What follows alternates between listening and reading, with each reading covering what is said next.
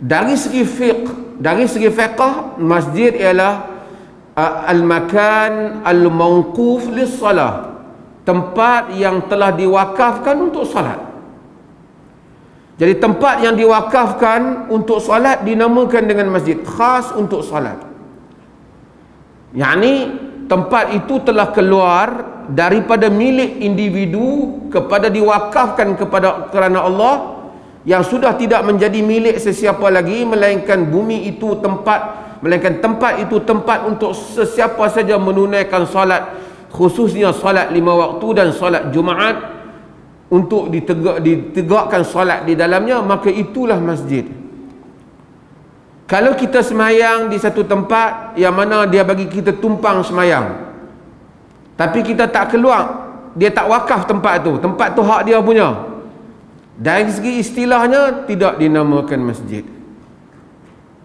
Tak dinamakan masjid, kerana disyaratkan di dalamnya adanya berlakunya wakaf.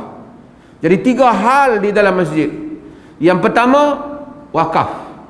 Tanah tu wakaf, ataupun bangunan tu wakaf. Tak ada pemilik individu. Siapa pun tak ada kata ni masjid ni aku punya ni, empa tak boleh masuk ke apa, tak ada. Dia adalah wakaf. Kedua, tempat itu diizinkan untuk semua orang solat. Kalau dia wakaf tapi dia tak izin solat, sebenarnya tak ada siapa dah wakaf keluar, tak ada siapa dah mempunyai dah. Tak ada siapa boleh kata masjid ni aku tak bagi hampa solat di dalamnya kerana masjid telah menjadi wakaf, menjadi lillahi ta'ala, kepada Allah Ta'ala. Diizinkan solat. Kemudian ditunaikan dalam masjid itu solat 5 waktu secara berterusan. Itu masjid. Pasal apa kita sebut hal ini? Nak membezakan dia dengan surau yang bukan orang wakaf.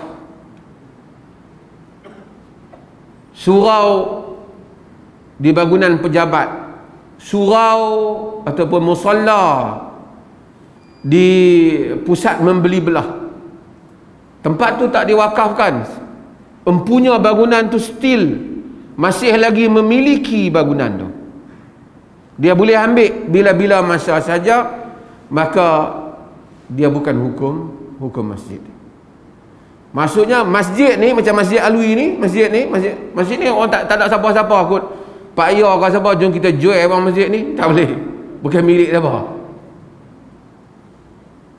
Tapi bangunan yang dimiliki oleh developer, pemaju, yang dia bagi penduduk semayang apa, dia boleh ambil bila-bila masa, dia tak jadi masjid, sebab dia boleh memiliki, dia boleh jual balik.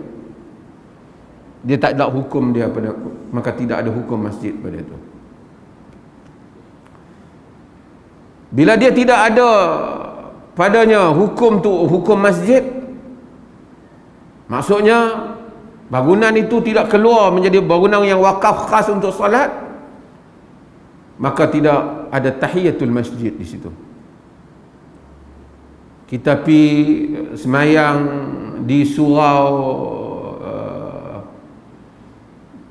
shopping center, perlukah tahiyatul masjid?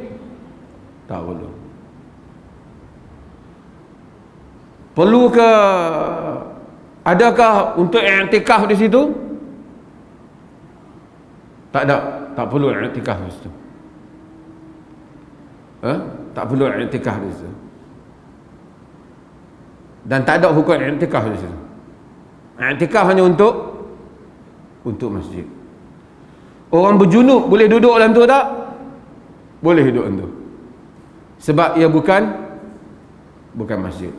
Orang haid, bagi qaul yang menyatakan orang haid tidak boleh masuk dalam masjid dalam semua keadaan, dia juga tidak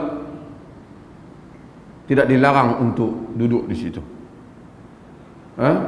Tu nak membezakan antara masjid dan musalla, antara masjid dan surau. Termasuklah surau sekolah dan seumpamanya, yang mana kerajaan boleh ambil balik, dia boleh pindah tempat tu, dia bagi tempat lain. Maka tidak terpakai padanya hukum i'tikaf, tahiyatul masjid, tak termasuk.